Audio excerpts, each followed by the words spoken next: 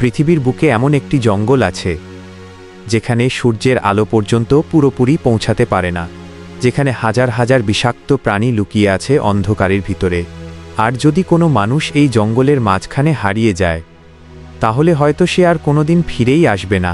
এটাই অ্যামাজন জঙ্গল, পৃথিবীর সবচেয়ে বড় এবং সবচেয়ে ভয়ঙ্কর রেইন ফরেস্ট। অ্যামাজন জঙ্গল প্রায় ৫৫ লক্ষ বর্গ কিলোমিটার এলাকা জুড়ে বিস্তৃত, মানে পুরো ভারতের থেকেও অনেক বড় এলাকা। এই জঙ্গল ৯টি দেশের মধ্যে ছড়িয়ে আছে, সবচেয়ে বেশি অংশ রয়েছে ব্রাজিলে। এতটাই ঘন এই জঙ্গল যে অনেক জায়গায় আকাশই দেখা যায় না। উঁচু গাছগুলো, সূর্যের আলো, বিজ্ঞানীরা বলছেন এখনও পর্যন্ত অ্যামাজনের অনেক অংশে মানুষ পৌঁছাতেই পারেনি। ভাবুন, আপনাকে যদি হেলিকপ্টার থেকে অ্যামাজনের মাঝখানে নামিয়ে দেওয়া হয়, চারদিকে শুধু গাছ, অন্ধকার, অদ্ভুত শব্দ। এখন প্রশ্ন হলো, আপনি কি বের হয়ে আসতে পারবেন? বিশেষজ্ঞদের মতে অ্যামাজনের গভীর অংশ থেকে বের হতে কয়েক সপ্তাহ, এমনকি কয়েক মাসও লাগতে পারে, কারণ এখানে রাস্তা নেই, কম্পাস কাজ নাও করতে পারে, আর নদীগুলো এত বিশাল যে সেগুলো পার হওয়াও প্রায় অসম্ভব।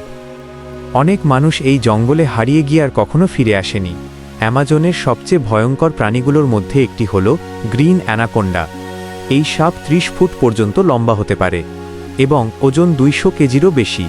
এরা পানির নিচে লুকিয়ে থাকে, তারপর হঠাৎ আক্রমণ করে শিকারকে পেঁচিয়ে ধরে। শুধু সাপ নয়, এখানে আছে ভয়ঙ্কর বিষাক্ত ব্যাঙ, পয়জন ডার্ট ফ্রগ। এদের শরীরের বিষ এতটাই মারাত্মক যে কয়েক ফোঁটাই একজন মানুষকে মেরে ফেলতে পারে। আর আছে জায়ান্ট ট্যারান্টুলা, এটি পৃথিবীর সবচেয়ে বড় মাকড়সাগুলোর একটি। রাত নামলে অ্যামাজন আরও ভয়ঙ্কর হয়ে ওঠে।